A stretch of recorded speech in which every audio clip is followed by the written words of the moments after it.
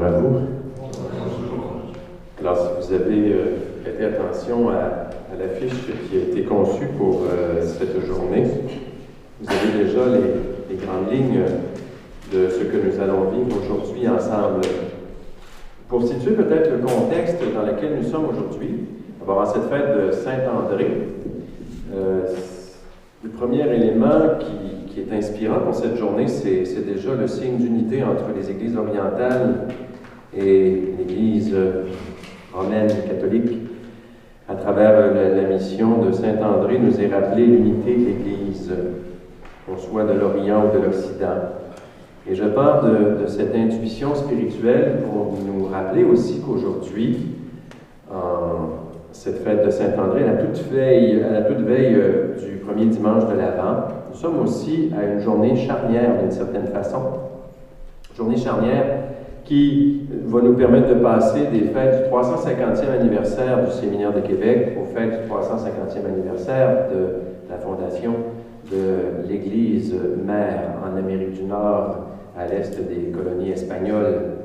Donc, ce n'est pas peu dire, c'est un signe aussi d'unité, que François de Laval soit le signe d'unité, non seulement au cœur de cette Église, mais à l'intérieur aussi des fêtes que nous soulignons, que nous achevons au séminaire et que nous entreprenons dans l'Église cathédrale. Eh bien, nous voulons quand même aujourd'hui poser un regard rétrospectif et surtout un regard affectueux sur la contribution de cette grande institution à notre société qu'a été le Séminaire de Québec. Parler de François de Laval, dans mon cœur à moi, dans ma vie à moi, c'est parler de cette institution qui m'a permis d'être ce que je suis aujourd'hui. Sans François de Laval, je serais quelqu'un d'autre. J'existerais probablement, mais je serais quelqu'un d'autre. Je ne serais probablement pas un fils de François de Laval. Je n'aurais pas étudié au Séminaire de Québec. Bref, c'est dès mon jeune âge, à l'âge de 11 ans, que j'ai connu, moi, François de Laval. On nous amenait au tombeau dans la chapelle extérieure de voir ce grand gisant en marbre, ce grand personnage en blanc. C'était très impressionnant pour le petit bonhomme que j'étais.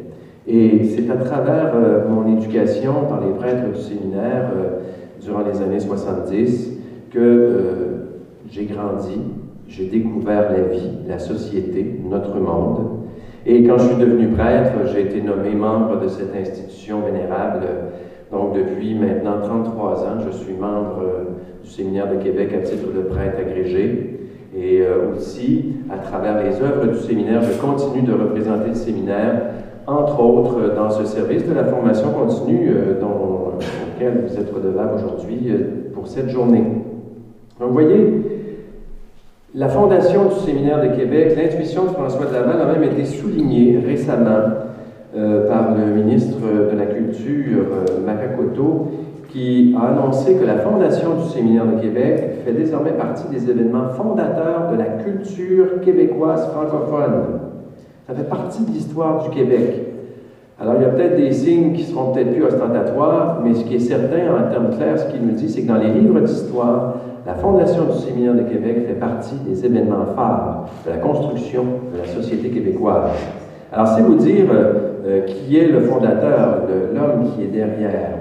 Comment ne pas nous émerveiller du génie de ce patriarche spirituel, donc, qui est le fondateur aussi du premier diocèse en Amérique.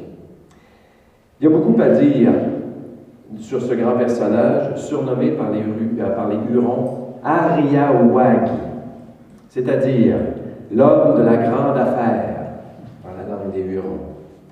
Le comité de la formation continue a pensé donc prendre le temps aujourd'hui, à la jointure des deux fêtes, celle du 350e du séminaire et de la cathédrale, de poser donc ce regard en profondeur en trois volets. Tout comme la spiritualité des Jésuites, Saint-Ignace, il y a toujours trois choses pour les Jésuites. Et d'ailleurs, Monseigneur Laval a été au Collège de la Flèche, donc c'est tout à fait conforme à l'esprit de la Compagnie de Jésus. Donc on va parler dans trois dimensions. L'histoire de l'homme qui a fondé le Séminaire de Québec et son rayonnement, le rayonnement de son œuvre à travers le temps. Alors c'est notre ami, M. Gilles Bureau, qui va nous en parler. Dans une deuxième étape, on va se pencher sur ce pasteur animé d'un souffle missionnaire entièrement donné à sa mission. Sœur Doris donne un entretien qui est très intéressant et que nous aimons avoir dans la session annuelle que nous donnons maintenant depuis 4 ans sur la culture locale de l'Église catholique de Québec. Son exposé nous permet de parcourir la vie spirituelle, c'est-à-dire le rayonnement missionnaire de ce grand homme à travers le temps. Nous, c'est jusqu'au Concile Vatican II. Est-ce qu'on va se rendre jusqu'à aujourd'hui? Non? Oui. On va se rendre presque à aujourd'hui. C'est bon, merci Doris. Et le troisième volet portera sur, moi, ce que j'appelle le jardin secret de ce grand pasteur, de ce grand croyant. M. Chanoine Jacques Lemieux, le doyen du chapitre métropolitain de Québec, est un spécialiste de la question et il a eu l'occasion de sonder en profondeur les grandes figures spirituelles de son époque, mais comment François de Laval se situe comme une figure inspirée de ses maîtres, mais aussi qu'il apporte quelque chose d'original dans la vie spirituelle ici en Amérique et dans le monde, bien sûr. Voilà pour le contexte de cette journée. Et puis, bien évidemment, en fin de journée, je sais qu'il y aura aussi une intervention de Monseigneur Denis Bélanger, si c'est bien le cas, qui va nous parler des fêtes du 350e de l'Église cathédrale, qui commence justement en ce premier dimanche de l'année. Voilà pour la présentation du contexte. Je vous présente maintenant le premier conférencier, M. Bureau. Pour parler de M. Bureau, j'ai amené ce livre ici qui s'appelle « Canada-Québec, synthèse historique ». Mon premier contact avec l'histoire, j'avais 13 ans, j'étais en 3e secondaire en méthode, c'était presque... Ça changeait à cette époque-là. 1969, c'était pas encore le secondaire, c'était encore le cours classique. Mais en tout cas, on avait d'excellents livres et d'excellents professeurs. Gilles Bureau était un nouveau professeur, il était jeune prof en français. Ça faisait déjà 2 ans. Alors, ce livre-là que j'ai racheté, parce qu'à l'époque, les livres nous étaient loués au séminaire. Mais ce livre-là, je pense que j'étais bien jeune pour comprendre toute l'histoire à l'époque, mais aujourd'hui, beaucoup plus tard, plusieurs années plus tard, j'ai senti le besoin de racheter ce livre parce qu'il présente une merveilleuse synthèse. C'est Lacourcière, Provencher et Vaugeois qui nous donne une synthèse historique remarquable de l'histoire du Québec. Moi, j'ai l'édition de 1978, comme je disais, Gilles m'a dit qu'il y a une nouvelle édition à jour de 2008.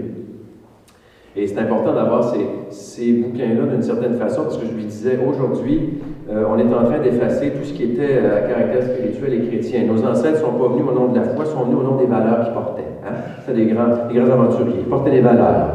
Ils étaient des aventuriers. C'était pas des croyants. Ça, on est en train d'effacer ça des livres d'histoire, mais M. Bureau m'a dit, il dit, sois sans crainte, il dit, les historiens, ça passe. Il dit, il y aura une autre génération d'historiens qui va se rendre compte, qui va peut-être revenir... réécrire les choses correctement. Mais ce livre-là nous donne donc une synthèse intéressante de l'histoire. Je vous parle de ça simplement pour vous dire comment le gars qui était derrière, le prof qui nous parlait de cette histoire, c'était M. Bureau. Jeune professeur, que j'ai eu ensuite, que j'ai connu comme collègue enseignant, quand je suis devenu enseignant au petit séminaire dans les années 80. Il a enseigné, donc sa compétence, je dirais, au sujet de l'histoire de François de Laval, du Séminaire de Québec et de ses institutions, moi je la trouve indiscutable. Il a le talent d'être un historien, d'être professeur d'histoire, mais il a surtout le talent de savoir raconter l'histoire. Hein, vous savez, c'est différent. Quelqu'un qui a savoir raconter l'histoire, c'est ça qui fait qu'elle est bonne ou qu'elle ne l'est pas, qu'elle est drôle ou qu'elle ne l'est pas. Alors Gilles a ce talent d'être capable de la raconter, l'histoire. Donc, et c'est aussi pour moi un homme de foi profonde qui s'est donné aussi une mission, qui est maintenant celle de nous aider à bien enraciner notre vie et notre ministère, qu'on soit prêtre, diacre, épouse, dans cet esprit missionnaire qui animait François de Laval, esprit missionnaire qui est plus que jamais nécessaire. Et n'oublions pas que, bien sûr, notre Saint-Père porte le nom de François, bien sûr en rappel de François d'Assise, mais il n'y a pas rien qu'un François qui a fait des choses merveilleuses, un François missionnaire qui nous a fondés ici en Amérique. Donc, c'est dans ce sens que si on reconnaît l'esprit missionnaire de François de Laval, on a peut-être des chances de mieux comprendre aussi quel esprit anime celui du pape François qui nous a donné une exhortation apostolique cette semaine qui risque de brasser beaucoup de choses dans nos vies et dans nos cœurs, croyez-moi. Je ne vous en dis pas plus et je vous laisse au beau soin de Gilles en avant-midi avant. Merci Gilles.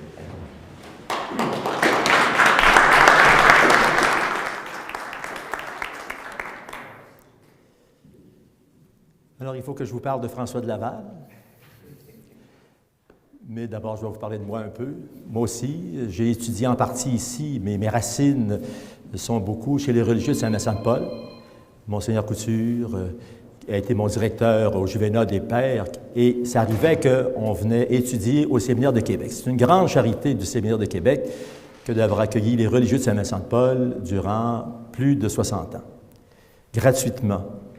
Et notre groupe, nous a commencé à être un peu grand, fait que le séminaire a dit, bien là, vous pourriez vous organiser vous-même. C'est ce que Monseigneur Couture a fait, en nous enseignant déjà en méthode. Puis après ça, je suis allé chez les maristes, mais pas parce que j'étais un mauvais élève, c'est parce que notre école n'était pas capable de nous accueillir. J'ai aussi une immense reconnaissance envers le Séminaire de Québec, où j'ai étudié ici 3 années, la versification et mes 2 philosophies, ici, dans cette bâtisse, qui est le site de la première université de 1852.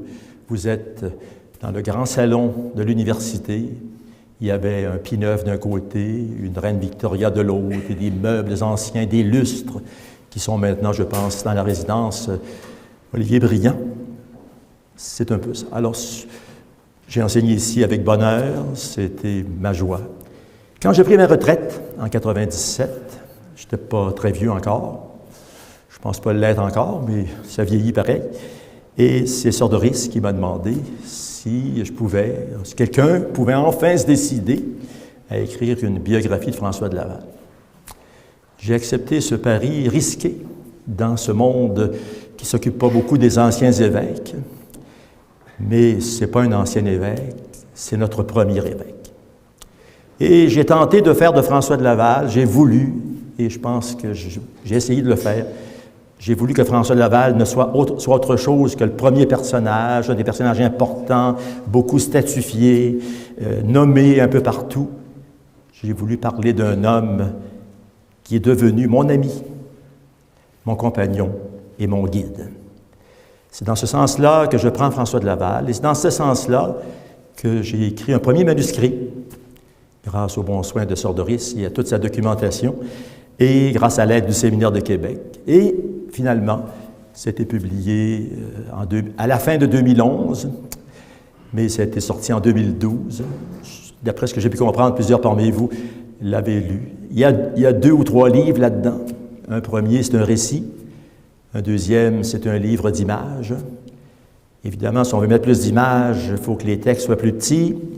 Les gens qui ont de la misère à lire, ils trouvent que c'est écrit fin, mais ou bien on le vend 40 $, ou on le vend un peu moins cher, ce qui permet d'être accessible, c'est le but. Moi, j'ai voulu faire ça pour la dévotion à François de Laval. Alors, je vais vous présenter François de Laval.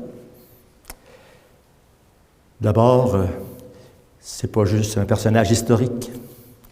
L'Église nous a invités à le connaître comme un personnage vivant pour nous. Il est vivant pour nous, puisque l'Église l'a reconnu comme bienheureux.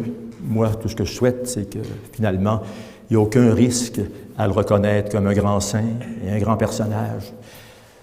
J'ai bien chicané avec Saint-Vallier, mais Saint-Vallier le méritait bien, remarquez. Alors, je pourrais vous parler beaucoup. Moi, j'ai enseigné ici, on donnait 3 périodes de cours de 45 minutes. J'ai enseigné même au collégial à la fin de ma carrière. Au secondaire, on est venu à des cours de 75 minutes. Il y avait un instrument magnifique dans les écoles, c'est la cloche. Quand le cours est fini, on arrête. Les professeurs de sciences, c'était tellement compliqué que le bureau se remplissait à la fin du cours. Moi, mes étudiants avaient tout compris, ils s'en allaient. Alors, je vous amène le personnage de François de Laval. Vous avez ici le vrai portrait de François de Laval. Il est conservé en France, dans la famille Lavarande. Ça fait longtemps qu'on sait ça. Le séminaire le sait aussi. Mais François de Laval, son costume des évêques du 17e siècle, ils étaient en bleu. Allez sur Internet, allez voir Fénélon, allez voir Bossuet, c'est des évêques du 17e siècle. Ils sont habillés en bleu. Mais il y a un artiste, un jour, qui l'a habillé en rouge, puis il y a un beau grand tableau au Grand Salon des Prêtres où il est en rouge. Mais ça, c'est long à changer. On sait ça officiellement depuis 1993 à peu près, 1993. Ce qui est le plus dur à changer en histoire, c'est ce qu'on a appris en premier.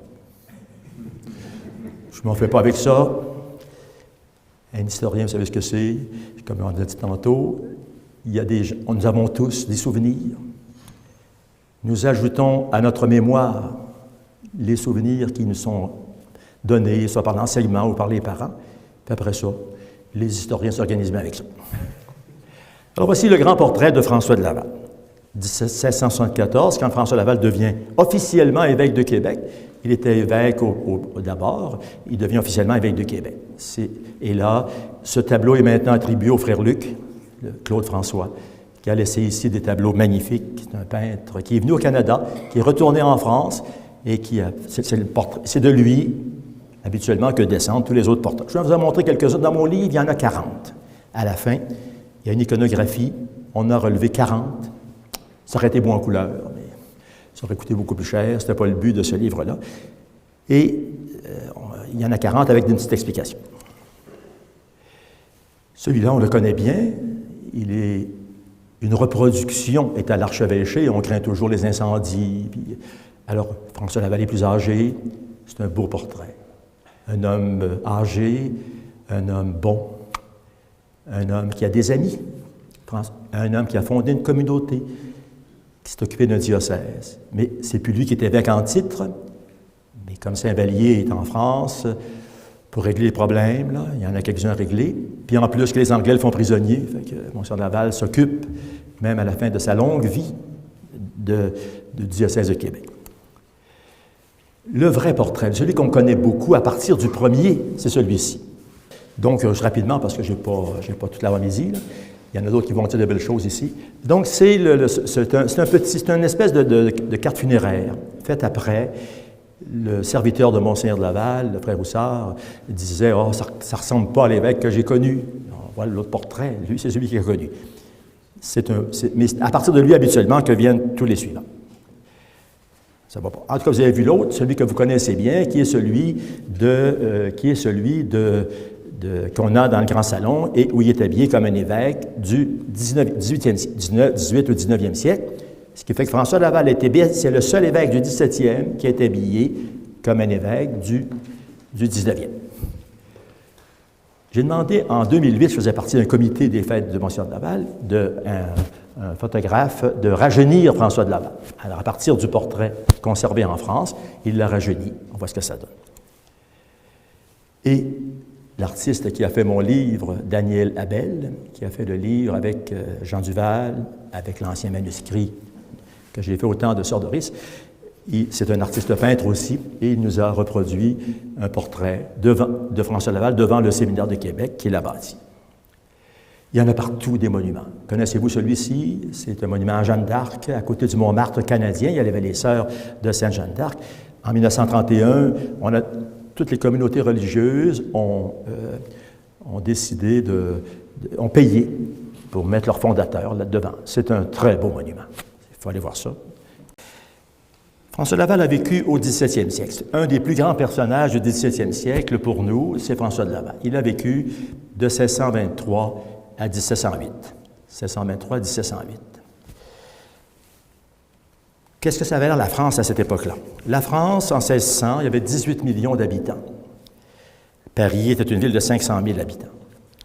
La Nouvelle-France, quand François Laval arrive ici en 1659, en 1661, il y a 2500 Français ici. Il y a des Amérindiens, bon, on ne les a pas comptés.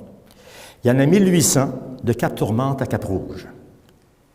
Il y a bien des prêtres et des évêques qui aimeraient ça avoir un diocèse de cette population-là. En 1683, il va démissionner en France. Il va remettre sa démission en 1784. Il y a 10 000 personnes. Quand il meurt, en 1708, il y a autour de 18 000 personnes. À la conquête, il y en a 55 000. Ça fait qu'on devrait arrêter de parler des querelles de préséance et puis des histoires de fous de même qui sont racontées avec amour par des gens qui étaient plus ou moins cléricaux. Ça s'appelle les anticléricaux. Il y en a qui sont bien amusés dans des choses qu'on retrouve dans les documents, là. Les gens s'écrivaient à cette époque-là. Réponse par retour du courrier, 6 mois plus tard.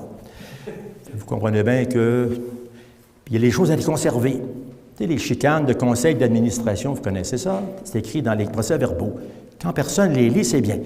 Quand on se retrouve 40 ans plus tard à lire ça, qu'est-ce qu'il a dit? Alors, c'est un peu ça. Voici les lieux où François Laval a demeuré. Je n'ai pas le temps de vous les pointer, mais vous voyez, c'est un univers en France, autour de Montigny-sur-Avre. Vous avez Paris, Chartres, Orléans et tous ces endroits-là. Si vous achetez mon livre, vous l'avez lu, vous trouvez cette carte-là. On passe à la suivante. François de Laval était un noble. Alors les gens se sont dit, voilà un noble, voilà quelqu'un qui est riche, voilà quelqu'un qui est important. Des nobles, il y en avait beaucoup. Il y avait des grandes noblesses qui dépensaient beaucoup d'argent à Versailles parce que le roi voulait avoir la paix, fait qu'il les faisait dépenser. Fait qu'il fallait qu'il y ait des revenus, puis il aimait ça être au petit lever du roi, pas au petit coucher, pas au grand coucher. Il n'était pas là où était la maîtresse. C'était notre affaire. Donc ici, vous avez, le père de François Laval était un noble de grande noblesse, mais de peu de moyens. François Laval était un noble de grande noblesse, mais de peu de moyens. Alors, c'est les lieux là où se trouve la seigneurie de Montigny et les différentes localités. On continue. François Laval est né à Montigny-sur-Avre. Toutes sortes de discussions là-dessus, il y en a eu des quantités. Sa naissance, on l'a placé parfois en 1622, c'était très long. Ça tient beaucoup aux choses qui relèvent du fait qu'on ne connaît pas, on n'a pas le baptistère de François de Laval. Mais on sait qu'il a été baptisé dans cette église. La partie du registre a été découpée. Les raisons sont peu connues, on n'a pas trop d'aspect. Alors, cette église-là est construite, selon ce qu'on sait, par le père de François Laval. Le suivant, c'est le manoir. C'est un manoir restauré, Montigny-sur-Avre. Ça a l'air bien beau comme ça, c'est sûrement très beau. Mais c'est, au temps de François Laval, c'est plus modeste. Le père de François, c'est plutôt le frère de François Laval qui devient noble et qui restaure ce monument, puis qui a été restauré plus récemment. On parle. Il a étudié. Alors, François Laval était un jeune qui avait sûrement commencé à s'instruire chez lui, mais qui doit quitter à 8 ans pour aller étudier à La Flèche. Vous vous souvenez tous de cette histoire de Marie de l'Incarnation, où son fils venait pleurer au monastère, où elle était, pour dire, bon, il y avait 10 ans, je veux revoir ma maman, mais tout le monde partait. L'abbé Pouillat disait qu'il a quitté ses parents un peu pour s'en venir au séminaire. Moi, j'ai quitté aussi pour aller étudier chez les religieux Saint-Vincent-de-Paul, au Juvénat, 13 ans. Lui, il a quitté à 8 ans, ça a pris 10 ans avant que... alors, à 18 ans, il va étudier à Paris, à Clermont. Il va étudier aussi, il va étudier également, il va retourner étudier pour faire son droit canon. Alors, c'est un homme très instruit, François de Laval. Alors, vous voyez, ces édifices-là, ça ressemble beaucoup à ce qu'on connaît comme le séminaire de Québec. On continue, on va se presser un peu. Ça, vous regardez, ça, c'est la chapelle de la Flèche. C'est construit au temps de François de Laval. C'est pas lui qui construit, il est étudiant. Mais, vous voyez le clocher? Ça ressemble beaucoup à ce qu'on connaît de tout cela, de ce qu'on a. On continue. Ça, c'est une carte aussi que j'ai fait reproduire dans mon livre qui représente les lieux où François Laval a travaillé au début de son sacerdoce. Il a été archiprêtre du diocèse d'Évreux. C'est de l'ouvrage. Ça me fait penser à l'abbé Alain, là. Quand il était professeur ici, il s'occupait de toutes sortes de choses. L'idée des compagnons de François de Laval, c'est eux autres, ça, avec l'abbé Gagné, puis le curé Bélanger. C'est une idée géniale, ça. Alors, il a vécu là-dedans, mais il a abandonné ça pour aller travailler, on continue, pour aller travailler du côté de Caen. François de Laval devient, après avoir été formé, François de Laval est un homme formé, un homme instruit. Quand il devient prêtre, il se retrouve avec un monsieur de Bernières, du côté de Caen, où il approfondit sa spiritualité. Et il continue à travailler. Alors, il a travaillé dans un diocèse, il va étudier comme un espèce de grand noviciat. Il revient. Quand il est à Paris, il y a un groupe d'amis, les bons amis. C'est AA, Association des amis, mais en tout cas. Et il va retrouver là des gens qui vont l'aider à fonder le diocèse de Québec. François Laval est ordonné évêque dans la clandestinité. Une belle histoire, je n'ai pas le temps de vous raconter ça. Mais évêque de Rouen, qui va devenir un jour évêque de Paris, Champvallon, je ne sais plus, en tout cas. Et il est ordonné à Saint-Germain-des-Prés. Et ça existe encore une belle plaque qui rappelle cet événement. Et François Laval est prêt. Il est prêt même plus tôt, puisqu'il avait accepté de devenir évêque du Tonkin. Le Tonkin, c'est le Vietnam. Alors, on continue. François Laval est un noble. Il a des armoiries, Les armoiries les plus connues. Les armoiries du séminaire, c'est celle-ci. Celle qu'on connaît beaucoup maintenant, c'est l'inversion des couleurs, qui sont les armoiries de l'université. Le rouge et or, célèbre maintenant par ses équipes sportives. Ils n'ont rien vu avec nos allers-rayons. Ça vient de là, d'ailleurs, on le sait. Vous connaissez cette chose-là, c'est au deuxième ici, pas ici, mais du côté du pavillon Olivier Briand. C'est un vitrail qui vient de la chapelle extérieure. Lorsqu'on a placer le tombeau dans la chapelle extérieure, on a enlevé ce vitrail, il a été placé dans la résidence des prêtres. Il y a des choses intéressantes là-dedans. Il y a un jargon dans l'héraldique, c'est d'or, à la croix de gueule, chargé de coquilles d'argent, cantonné de 16 allers-rayons d'azur. En bon français, c'est jaune et rouge, avec des coquilles argentées puis des petits aigles bleus. Puis cette armoirie est couronnée d'une couronne de comte. François Laval a été seigneur de Montigny.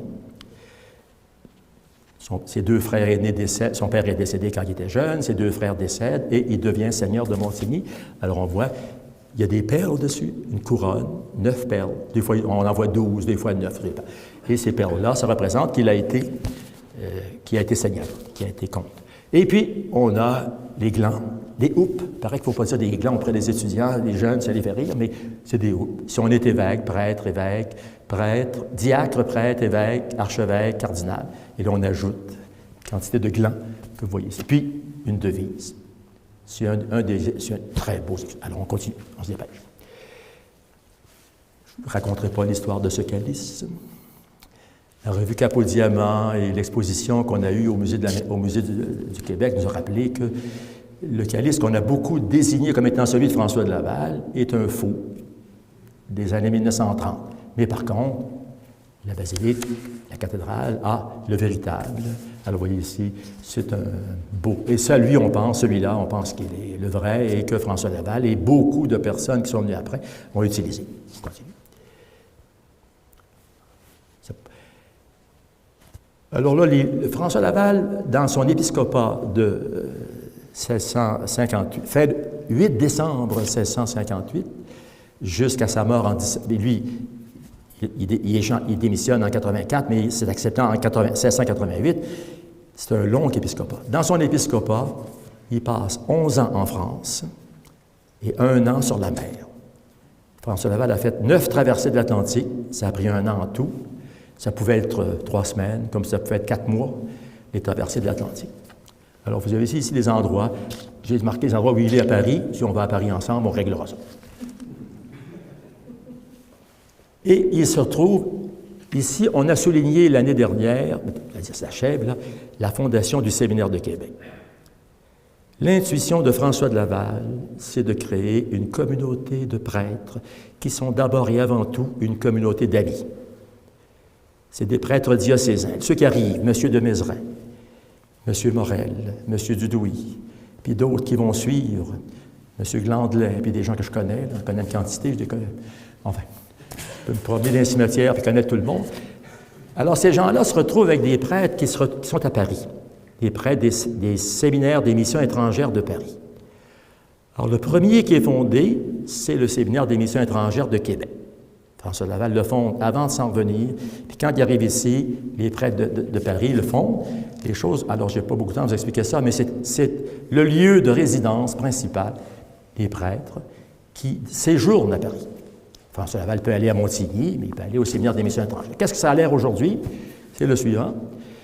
C'est beaucoup plus gros. Ces prêtres-là se sont beaucoup occupés des missions d'Asie. Puis, ils ont sauvé le petit séminaire lorsque, à la veille de la conquête de 1759-60, il ne reste ici que 5 prêtres. Les 5 prêtres français du séminaire des missions étrangères qui résident à Québec. Ça, si j'ai le temps, je parlerai de ça. On continue. Qu'est-ce qu'ils sont venus faire ici? François Laval est venu s'occuper de quelques milliers de personnes, de quelques dizaines de pères jésuites, des sœurs Ursulines, des sœurs hospitalières, puis de la population. François Laval a fait son travail. Un évêque peut confirmer Et un évêque peut dire, lui, il l'a fait, je veux faire une communauté de prêtres canadiens. Avec les prêtres venus de France, le séminaire de Québec, il a fait une communauté de prêtres diocésains, qui existe encore. Des vieilles communautés. Et un bout de temps, il y a été 5. Maintenant, ils sont une quarantaine en tout, avec des gens très âgés, d'autres. Mais ce n'est pas le nombre qui compte, c'est les œuvres qu'on fait. On continue. Alors, je voulais parler des anciens. Monseigneur de Laval a fait 2 choses importantes. Il a fait des lieux, il a construit, mais, deuxièmement, il a surtout donné les moyens à sa communauté de continuer. Et ça, c'est génial. Bien sûr, le système seigneurial permet un jour d'avoir des revenus. Mais quand François de Laval arrive ici, les seigneuries qu'on a, il n'y a pas beaucoup de monde et ça ne rapporte pas beaucoup d'argent. Mais avec le temps, on peut avoir de l'argent. On continue.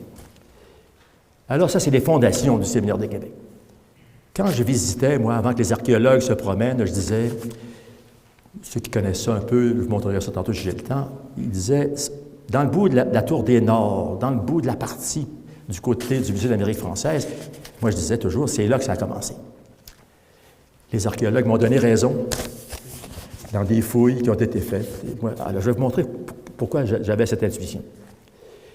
Ça, c'est magnifique. Ça marche-tu? C'est sûrement... Alors, il y a des livres maintenant qui se publient, comme le Mandel, par exemple, qui nous fait ça magnifiquement et très illustré. Moi, j'avais illustré ça dans mon livre déjà, il y a quelques années, puis j'avais fait des articles dans l'Abeille qui expliquaient ça au monde. Mais là, je peux vous le montrer à vous aussi. On a ici un cartouche. Il existe une cartouche. C'est pour tirer un cartouche. C'est un dessin sur une carte. Ça va? C'est comme les granules, ça. Il y a les petites granules, on met ça au féminin, mais c'est un granule. C'est comme l'autobus. C'est masculin, mais quand elle est pleine, tout le monde sait ça. Alors ici, vous avez le séminaire construit par François de Laval. Moi, je rêve un jour, là, actuellement, ça porte des noms, hein, l'aile de la procure, l'aile des parloirs, puis bon, c'est correct, là. Je suis bien d'accord avec ça, mais on sait maintenant qu'il y a le petit séminaire construit par François de Laval, c'est du côté droit. Le grand séminaire construit par François de Laval, c'est ce qui est au centre, le grand pavillon. On l'a appelé longtemps, on l'appelle encore l'aile de la procure, mais ça va finir par plus avoir de sens, à part de nous autres qui avons connu ça. Et puis, il y a un grand corridor qui se rend à la cathédrale. Et puis, vous avez aussi des clochers. Le plus grand clocher, c'est celui des Jésuites. L'autre qui n'est pas fini, c'est la cathédrale. Alors, on a ici l'ensemble. Puis vous avez en bas la place royale. C'est Franklin, on continue. De l'autre côté, si on regarde ça de l'autre côté, c'est même Franklin. Là, vous avez le petit séminaire d'un bord, le grand séminaire, l'espèce de corridor qui s'en va, corridor couvert parce qu'il fallait aller à la cathédrale. Les jeunes séminaristes faisaient les enfants de chœur, les grands séminaristes faisaient la liturgie, ça a bien du bon sens, et on voit très bien les clochers à côté de la cathédrale. On continue. Si vous avez déjà visité, c'est les voûtes. Ce que les archéologues ont découvert, et ce qu'en lisant sur François de Laval, c'est la cuisine de François de Laval. On sait maintenant que les prêtres qui ont réparé le séminaire lors de la conquête après 1759 avaient aussi restauré l'ensemble du monument avant la conquête, puis ça a été bombardé très sérieusement. Et il y a une grande colonne au centre de ça. C'est eux autres qui ont fait ça. On continue. On va voir. Le grand foyer, il fallait bien se faire à manger. Vous n'avez pas d'idée comment est-ce que le monde a gelé dans ces bâtisses-là. En tout cas. Il y avait des puits partout. Celui-là, il est sous terre actuellement. Il est à côté de la Tour des Nords. Les archéologues ont découvert ça, puis comme on veut préserver les choses, on ensable tout ça pour la suite des choses. Il y en a un dans la cour, mais ce n'est pas lui. Les voûtes. Ces voûtes ont accueilli les gens lors des guerres. En 1790, lorsque Phipps veut prendre Québec, puis il a manqué son coup pour notre plus grand bien. Alors ici, c'est magnifique, ces voûtes-là. On continue. Il existe encore, ça s'appelle la chaudronne, ça. Quand on arrive du côté est, il y a une section voûtée. C'est très beau, ça. C'est mon ami Abel qui a photographié ça, c'est magnifique. Les étudiants d'architecture ont des cours là.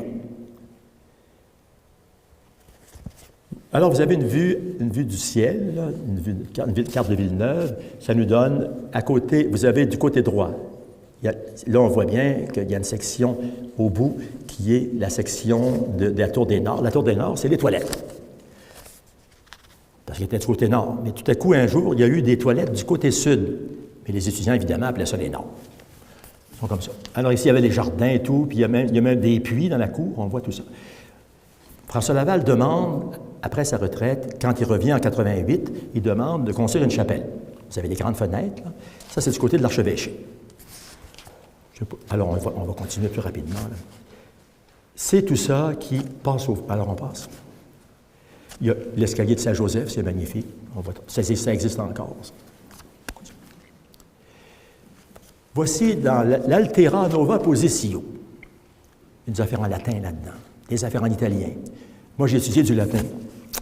C'est triste. Mais, à toutes les fois qu'on devenait bon en latin, il nous amenait des textes qu'on comprenait bon. C'était comme ça. C'était une drôle de façon d'enseigner au monde. C'est comme en anglais, ça. On disait 2 mots, puis il vous disait que vous faisiez 3 fautes dessus. Évidemment, on arrête de parler, vous comprenez. Alors ici, c'est la carte du diocèse de Québec. C'est immense, hein, c'est considérable. Et on s'est mis à dire, je ne me souviens plus, aux dimensions de l'Amérique, c'est vrai. Quand François de Laval va remettre sa démission en 1682, Cavelier de la Salle découvre et prend possession de la Louisiane. Il n'y a pas grand blanc dans ce coin-là, il y a beaucoup d'Amérindiens, puis c'est loin, tant qu'on veut. Il y a des gens au Grand Lac, il y a des gens dans les Maritimes, et il y a des gens dans la vallée du Saint-Laurent. On continue. François Laval a fondé 24 paroisses. Il disait, lui, il avait compris ça, lui. Il disait que les gens payaient des taxes, il n'aimait pas bien ça. Alors, la dîme, c'est une taxe. Au début, il faut payer la dîme, c'est le 10e. Le 10e, peut-être le 13e. Ils finissent par s'entendre au 26e. Puis pas de tout. Hein. Vous comprenez bien qu'on ne paye pas sur tout. Puis il disait, mais les fidèles n'ont pas les moyens de payer pour des prêtres. Ils n'ont pas les moyens de construire des églises, faire des presbytères. Alors, il a fait, c'était extraordinaire. Il a fait du séminaire de Québec, le grand presbytère. C'est un grand presbytère. C'est pour ça que la bâtisse est grande. Il y a là-dedans des petits séminaires, des grands séminaristes, puis il accueille les prêtres pour les instruire en santé comme en maladie. C'est l'idée. On dit maintenant comment c'est une grande idée d'avoir fait un lieu, une communauté qui est capable d'accueillir. C'est encore le cas. Qu'est-ce que vous faites ici ce matin? Vous êtes dans l'ancienne université. Qui c'est qui a fait ça? C'est le Québec. On continue. Alors ça, c'était le petit cap, ça. La suivante. Là, vous voyez l'intérieur de ça, c'est pas grand. Ça, c'est fait au 18e siècle. Mais j'ai l'abbé Bégin, qui est encore vivant, monsieur Lemieux, j'étais allé un jour, on a photographié ça. On peut s'imaginer que les églises étaient comme ça. On continue.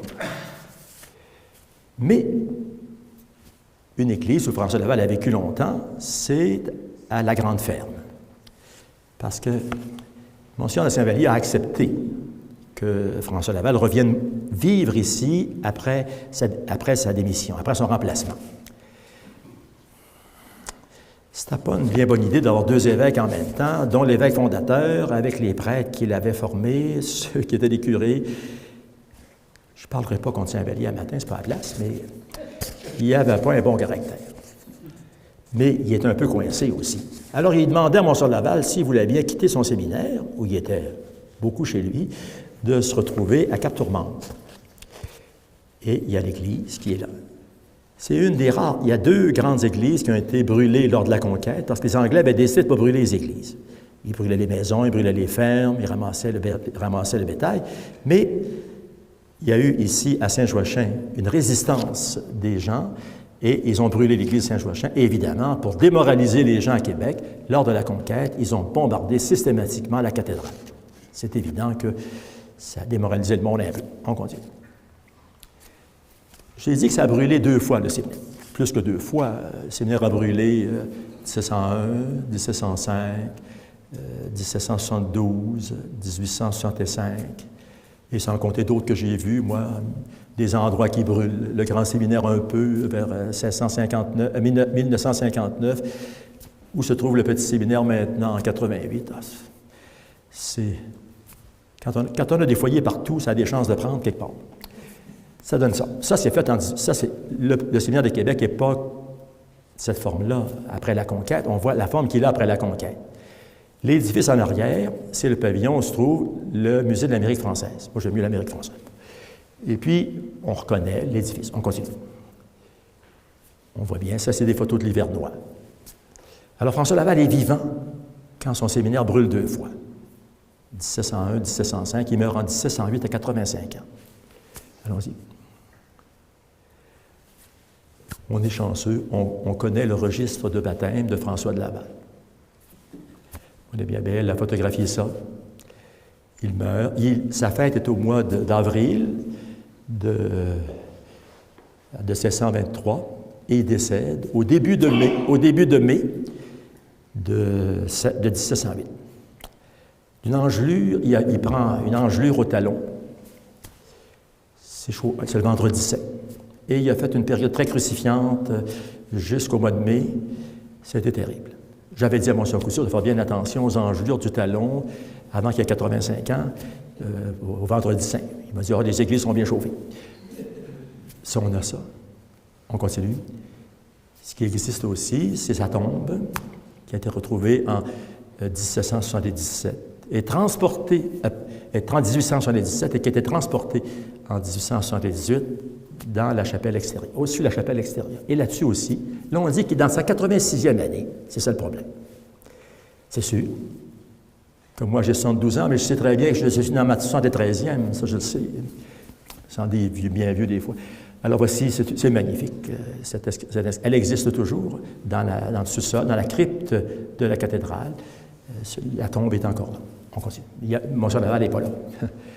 Voici, avec mon ami Jean Duval et avec Abel, on est allé photographier la crypte où a été Monsieur Laval durant de 1878 à 1949-50, quand ils l'ont monté dans la chapelle extérieure.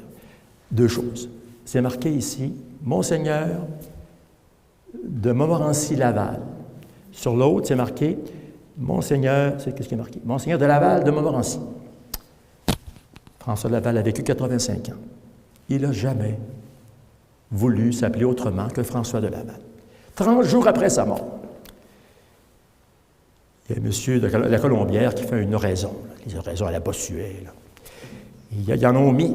Et là, c'est là qu'on s'est mis à parler de François de Laval, de Montmorency, ou François de Montmorency, de Laval, de Montigny, puis ça finissait plus. François Laval, c'est un homme modeste, c'est un homme pas très riche. Quand il est devenu évêque, il a essayé de se faire payer ses bulles. 3000 livres, pour lui, c'était une fortune considérable. François Laval a tout acheté, les terres, puis il a réussi à construire le séminaire en échangeant l'île d'Orléans qu'il avait achetée, où il y avait du monde, contre l'île Jésus, qui s'appelle Laval, dont la réputation a été entachée ces derniers temps. Alors, mais c'est à cause de lui, parce que ça appartenait au séminaire, ça. Et ça a permis la vente d'une partie de cette île de Jésus. Ça a permis au séminaire de Québec, par la suite, de restaurer le séminaire avant la conquête et après la conquête. On continue. Bon, je ne parlerai pas longtemps de Monsieur de Pontbriand. C'est le dernier de la période française. C'est ça. Il décède à Montréal. Il n'est pas mort à la guerre. Il est mort à Montréal de maladie. Bon, il était longtemps au Canada. Il y a eu 3 grands évêques qui sont vécus. Il y a été 6 évêques de la période française, mais il y en a 3 qui ont été ici très longtemps, ou 7 peut-être, mais Monsieur de Laval, Saint-Vallier et Pontbriand. Le suivant. Quand on s'est promené dans la crypte, il y a une crypte des prêtres plus récents. Maintenant, il n'y a plus de place. Ceux qui sont enterrés sous la cathédrale, mais il y a une première crypte où on voit des noms que vous ne connaissez pas. Jacquereau, Réché peut-être, Gravé, Pressard, Pressard et Boiret. Ça, c'est des prêtres, c'est les 5 prêtres qui sont là lors de la conquête, avant la conquête et après. Réché, on va beaucoup en parler cette année, c'est le curé lors de la conquête. Et puis, j'ai mis Mainguy parce que c'est lui qui a fait l'or dans tout ça.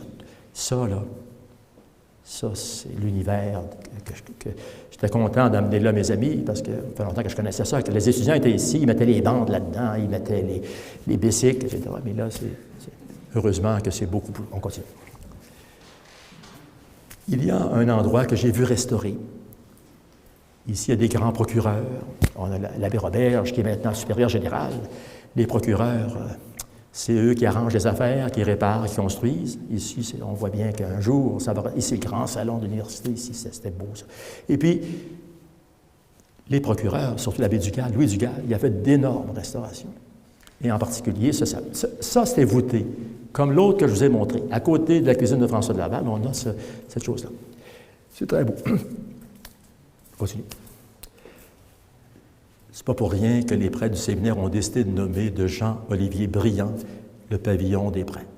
Si nous sommes ici aujourd'hui, si nous sommes encore des chrétiens catholiques, c'est à cause des prêtres du séminaire, puis c'est à cause de lui. Monseigneur Briand, il y en a un pont Briand avant, puis lui, c'est Briand. Alors ici, c'est un évêque remarquable, je pourrais vous en parler à 45 heures, mais je ne le ferai pas. On a dit n'importe quoi sur lui. Calomnie, vous savez, la calomnie, c'est pas vrai, mais on ne doit pas le dire, puis l'autre, c'est vrai, mais on ne doit pas le dire non plus. Alors ici, c'est un homme remarquable. Que quelqu'un réussisse à s'entendre avec des Anglais protestants dans un pays catholique et français, c'est génial. Lui, il a réussi ça.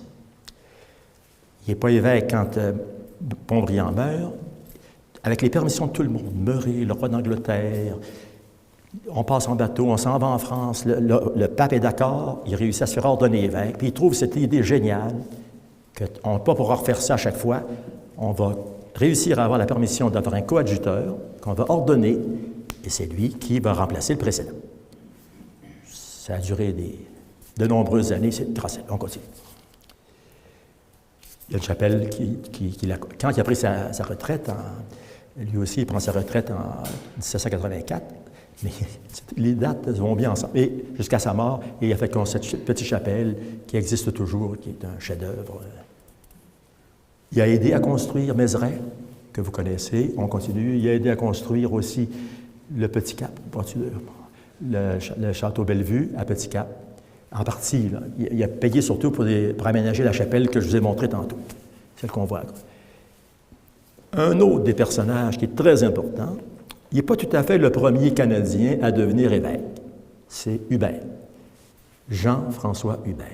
Mais c'est le premier Canadien à devenir supérieur du Séminaire de Québec. Puis c'est à cause de lui, aussi en bonne partie, que le Petit Séminaire de Québec devient un collège. Le Petit Séminaire accepte des externes. Au grand désespoir des prêtres du séminaire. Les prêtres du séminaire, eux autres, ils sont là pour former des prêtres. Si on les mélange avec les méchants laïcs externes, qui, eux, rencontrent toutes sortes de péchés, je ne sais pas quelle idée qu'ils ont, qu'est-ce qui devait se passer dans ce temps-là, mais ils avaient tellement peur qu'il se passe des choses épouvantables en dehors, qu'ils nous gardaient tout le temps. Moi, j'étais pensionnaire chez Saint-Saint-Paul, on avait droit à... On sortait le jour de Noël, puis on rentrait le lendemain le jour de l'an, de peur d'avoir des... Puis ils nous gardaient pensionnaires à Notre-Dame-des-Bois. Remarquez qu'il y a pire comme prison, là, mais c'est comme... on était bien là, quand même. En plus, Monseigneur Couture avait 15 ans avec moi. Quand j'avais 15 ans, il en avait 30. On n'était pas beaucoup entre mauvaises mains. Alors lui, c'est un personnage important. On pourrait s'en reparler. On continue. Voici une maquette. Il y a une très belle maquette, la maquette du berger. Du berger, c'est un ancien du séminaire. En 1806-1808, vu qu'on veut faire des fortifications de Québec, les militaires anglais demandent une maquette de la ville de Québec. Elle est conservée maintenant à Place Artillerie. Ça nous donne une idée du séminaire de Québec en 1808. 1806-1808, le temps où est fait cette maquette. À droite, vous avez des bâtisses dont on ne s'occupe pas. On prend l'ensemble. Vous avez la tour des Nords, les toilettes, une partie qui est l'escalier qui permet de monter la tour des Nords, parce qu'avant, ce n'était pas nécessaire. La tour était intégrée au bâtiment. Le petit séminaire de François de Laval, le grand séminaire de François de Laval. Il y a des lieux, là, des classes pour les étudiants. Ils ne sont pas très, très nombreux. Là. Ça ne montre pas à 1000 tout de suite. Là. Vous avez ce qui deviendra plus tard la congrégation, la chapelle, où il y a une chapelle latérale. C'est la chapelle qui a été faite, restaurée. Ça va servir de cathédrale, ça, après la conquête. C'est ça, là. Et puis ça va être ajouté. Ils vont agrandir tout ça, plusieurs. Puis bon, on continue. Un peu plus tard, nous sommes vers 1886, on a une idée de la chapelle de la Congrégation telle qu'elle est faite, agrandie par Jérôme de Mers. Le nom maintenant est plus connu, il y a un pavillon du Musée de l'Amérique française qui porte le nom de Jérôme de Mers. C'est un homme remarquable, bâtisseur, architecte, etc. On continue. Et toujours dans le sous-sol, évidemment, les pierres ne sont pas toutes collées les unes sur les autres. C'est plus facile sur un PowerPoint. Là. Vous avez à gauche quelques prêtres des débuts. L'abbé Morin, premier prêtre. Morin ou Bédard? Est-ce que tu prenais la ramener? Bon, l'abbé Morin, qui est le premier prêtre ordonné par François de Laval, il est prêtre. Les Jésuites l'ont préparé, il est prêtre ordonné. On a l'abbé Soumande. Vous connaissez la rue Soumande? Ça, c'est la sœur. La sœur Soumande, elle a fondé l'hôpital général. Vous avez l'abbé Soumande, et puis il y en a d'autres, Jérôme de Mers, Jean Holmes, qui modifie le curriculum, l'abbé Cazot, qui fonde l'université. J'ai retenu l'abbé Laverdière, qui est un remarquable archéologue, il est mort trop jeune, et j'ai mis Monseigneur Hamel, l'abbé Hamel, parce que c'est lui qui a reçu les religieux de Saint-Vincent de Paul au Canada en 1884. On continue. Alors voici le pavillon qui est à gauche, c'est ici. Le pavillon Camille Leroy, d'un ancien recteur, une partie de ce bâtiment en avant, c'était les débuts de l'université, ça. Enfin, je n'ai pas le temps de vous expliquer ça. C'est ça qui passe au feu. Jérôme de Mers avait construit un grand séminaire. Il fallait faire de la place un peu.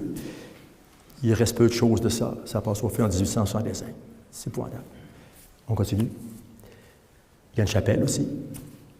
Chapelle, celle que je vais montrer, voici l'intérieur. Il y avait là-dedans des tableaux qui sont célèbres, qui sont passés au feu, malheureusement, la collection des Jardins. Un jour, je vous raconterai tout ça. La suivante. Voici, comme cadeau de Noël, cadeau de jour de l'an, 1er janvier 1888, ça donne ça.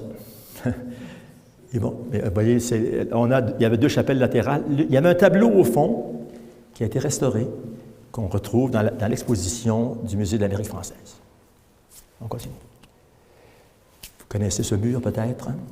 Le mur qui se trouve entre l'ancienne chapelle des Sœurs, le petit séminaire et Alors, à gauche, on a ce qui reste. Il y a 3 fenêtres, des 13 fenêtres qui avaient la construction du grand séminaire de Jérôme de Mers. Au centre, le petit séminaire de François de Laval.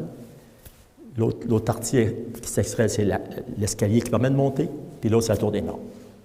Puis l'abbé Thivierge, qui est un amateur d'art, un grand professeur. Je n'ai pas eu comme professeur, mais je l'ai eu comme collègue. Puis vous avez à droite, j'ai conservé cette image parce qu'il y avait des passerelles qui faisaient le tour. Et dans les grandes restaurations, ils ont tout enlevé ça. On pouvait faire le tour, se promener partout. Et les internes étaient du côté du vieux séminaire. Et il y avait leur salle là, et ils devaient passer par... Et en fait, après ça, ils ont fait un tunnel souterrain, comme ils ont fait plus tard, comme l'abbé Bouchard a fait un gymnase souterrain aussi. C'est mieux de conserver l'ensemble tel qu'il est maintenant. Alors, vous connaissez cette entrée. Donc, on a ici l'entrée. Vous connaissez tous cette entrée. Vous savez que la chapelle du Sacré-Cœur, c'est là qu'il y a la Porte Sainte. J'espère que vous êtes passés là pour la voir. Elle est là, on la voit. Il y a aussi le portique avec les armoiries du Séminaire de Québec, la Sainte Famille. C'est l'abbé Laverdière dont j'ai parlé tantôt, c'est lui qui a fait ces dessins-là. On a un SME derrière, vous le voyez, Séminaire des missions étrangères. Quand j'étais étudiant ici, moi, on ne parlait pas beaucoup du petit séminaire. On parlait qu'on allait au Séminaire de Québec. Après ça, ils se sont mis à faire des distinctions. Le séminaire, c'est la communauté des prêtres, qui s'occupe d'un grand séminaire, qui s'est occupé longtemps d'un petit séminaire. Et la sculpture qui est faite, c'est fait par Thomas Baillarger, c'est lui qui a fait la chapelle de la Congrégation, que j'espère que vous avez déjà vu. Au fond, on a l'école secondaire. Comme il y avait peu de place, il y avait presque 1000 étudiants. Il y avait du monde au séminaire, des prêtres, des centaines de prêtres, des grands séminaristes, des petits séminaires, des gens qui venaient en visite. Il y a eu longtemps une très bonne cuisine au Séminaire de Québec. Même nous autres, comme éducateurs, à l'époque, on venait manger dans la section où se trouve la résidence des prêtres. Les repas du vendredi.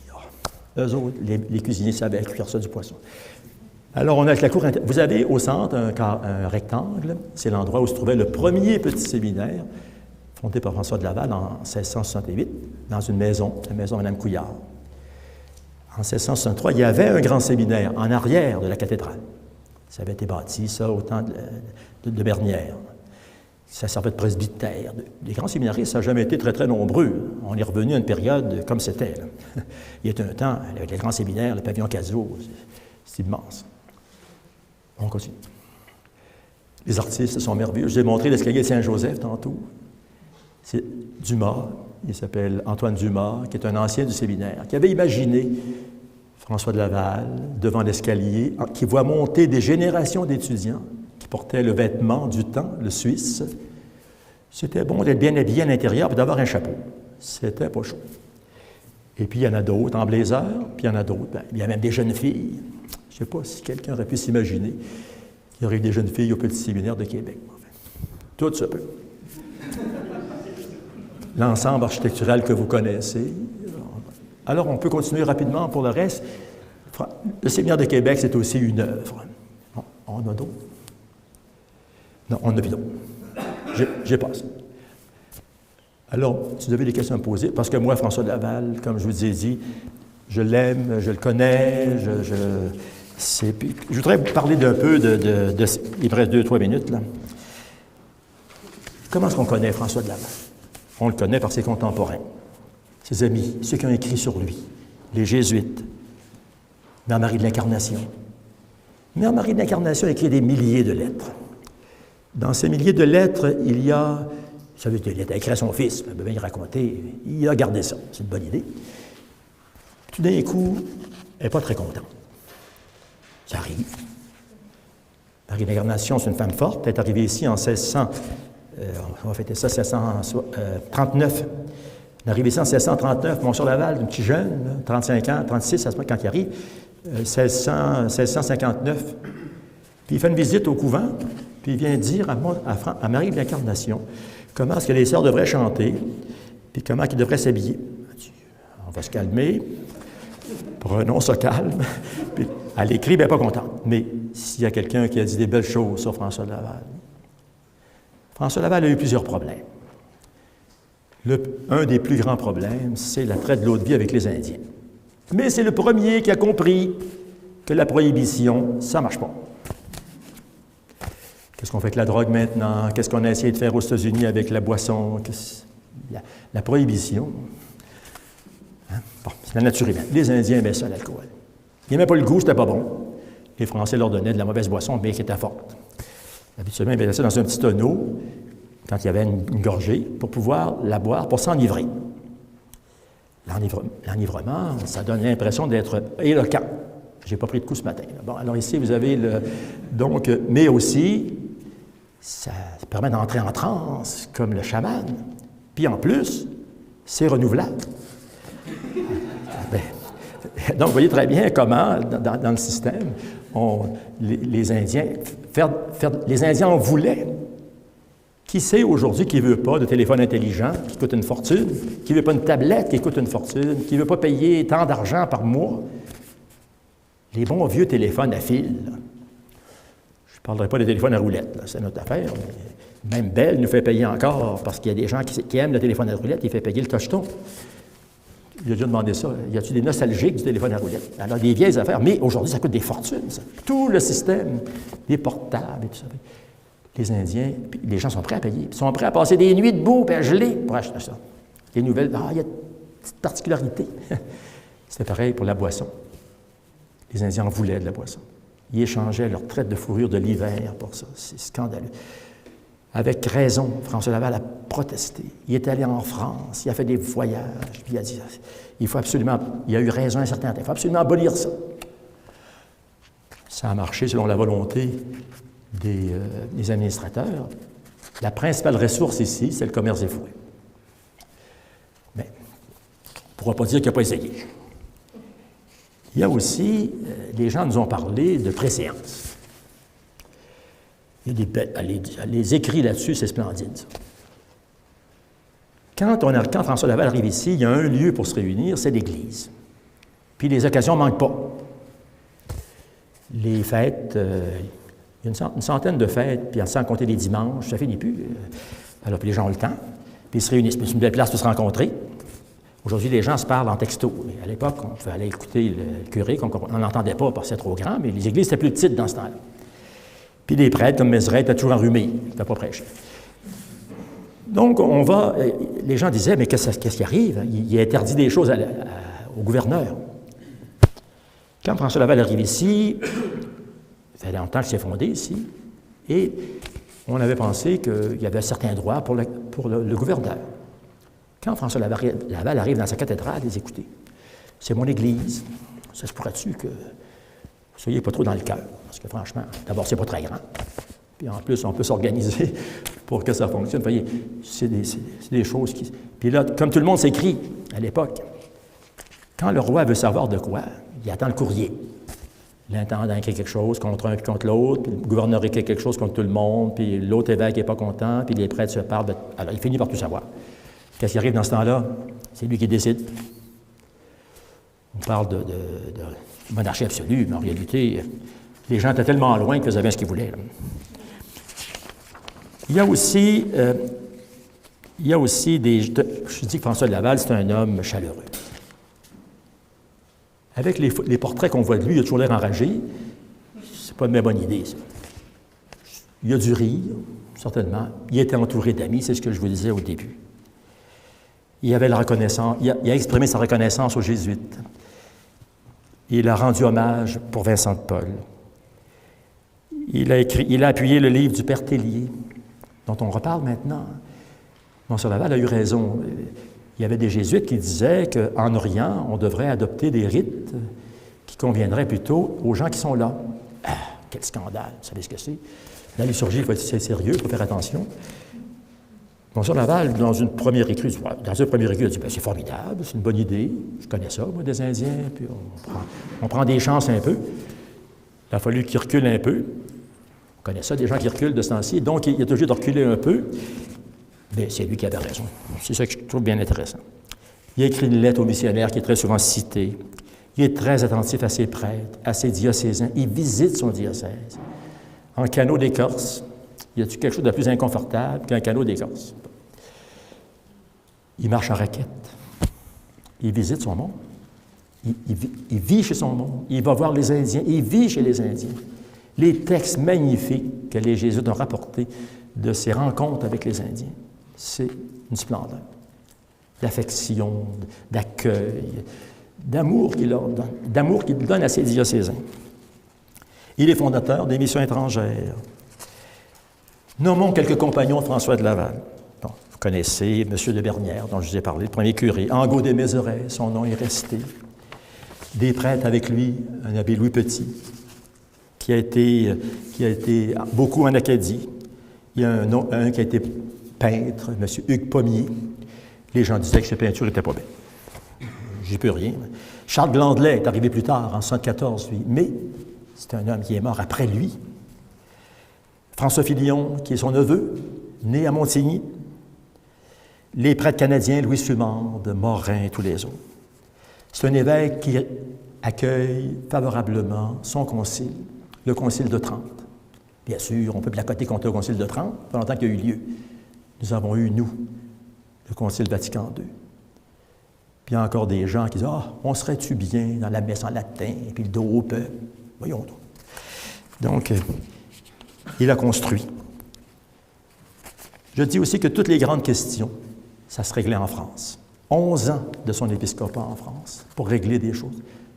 Comment décider tout le monde à ce qu'il devienne finalement évêque de Québec?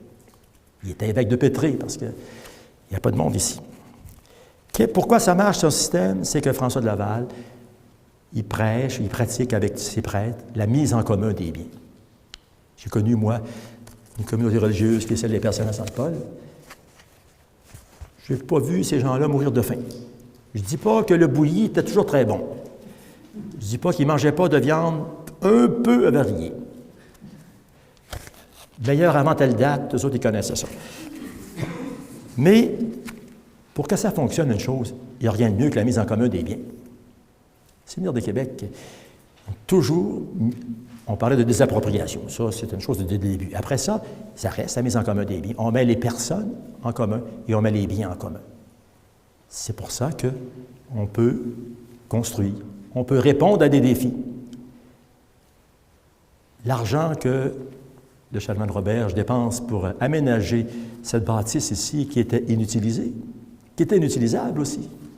Une salle de spectacle au 4e étage, à peu près pas d'ascenseur, pas de toilette à proximité. C'était une belle salle. Vous n'avez rien vu. Ça va devenir la plus belle salle de Québec, comme ça a toujours été au séminaire, à l'université. Pourquoi c'était en haut les salles? C'est que c'est pesant les murs et qu'on mettait les gens plus haut et ça permettait d'être au plus haut aussi. Alors, si on veut durer, il faut donner les moyens pour que ça dure. François de Laval a donné les moyens à ce que son diocèse puisse durer. Il lui a donné une communauté de prêtres. Il a aidé à la formation des prêtres. Il lui a donné les moyens de continuer. C'est ce qui existe encore.